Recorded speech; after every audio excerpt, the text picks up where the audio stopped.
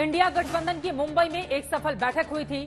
उसके एक दिन के बाद इंडिया गठबंधन के घटक दल डीएमके के मंत्री ने कह दिया कि डेंगू मलेरिया की तरह सनातन का समूल नाश करना जरूरी है।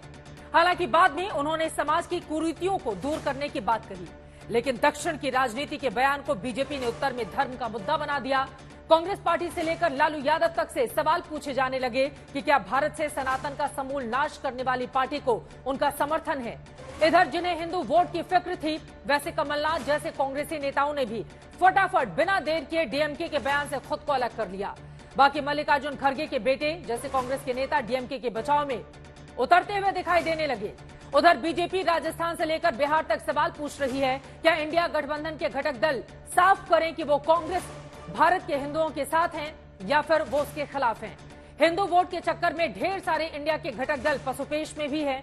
ऐसे में सवाल है कि क्या डीएमके नेता और मंत्री उदयनिधि के बयान ने इंडिया गठबंधन को धर्म संकट में डाल दिया है, और क्या ऐसे बयानों से इंडिया गठबंधन को चुनावी नुकसान पहुंचने का खतरा बढ़ेगा। हमले के खिलाफ खड़े हो गए। His mindset is as small as a mosquito and as dirty as malaria. Ravan के खानदान के लोग हैं। The correct word for what Udayinidhi inferred yesterday is genocide. ರಾಜ್ಯದ ಮಂತ್ರಿಯಾಗಿ ಸಮಾಜದೊಳಗೆ ಇಂತಹ ವಿಷಬೀಜವನ್ನು ಬಿತ್ತುವ ಕಾರ್ಯ ಮಾಡಬಾರದು। सामाजिक बुराइयों के उन्मूलन के लिए सनातन को खत्म करने के बयान का राजनीतिकरण तब और तेज हुआ जब इसे हिंदूवादी और हिंदुत्व से जोड़ दिया गया। सनातन धर्म का अपमान कर रहे हैं इन लोगों ने। वोट बैंक की और तुष्टीकरण की राजनीति करने के लिए सनातन धर्म को समाप्त करने की बात की है। बीजेपी ने सवाल उठाया तो इंडिया गठबंधन के घटक दल डीएमके नेता के बयान के बचाव में सफाई देने लगे। Any religion that does not promote equality is not a religion according to me. The idea that he's talking about is caste inequality, is hegemony, is orthodoxy. These are the things that we need to get rid of in our society. अगर केरल के मंत्री जी ने कुछ कहा है तो Bharatiya Janata party को दर्द क्यों हो रहा है? इनकी नौटंकी का खुलासा होना चाहिए।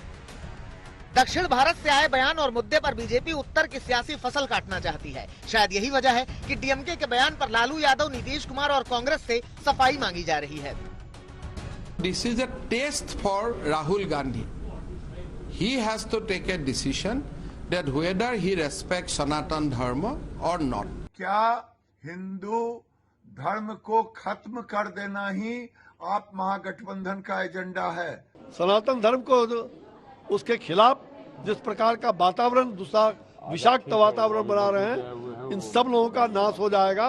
उदयनिधि स्टालिन के खिलाफ ना राजद बोलती है, ना जनता दल यूनाइटेड बोलती है, ना कांग्रेस बोलती है।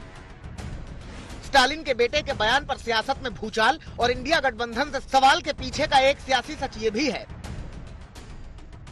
2019 में 49% हिंदू मतदाताओं ने पीएम मोदी को वोट किया था, और इसमें देश के उत्तरी इलाके से 68%, मध्य भारत से 65%, पूर्वी भारत से 46%, जबकि दक्षिण भारत से सिर्फ 19% हिंदू वोट मिले थे।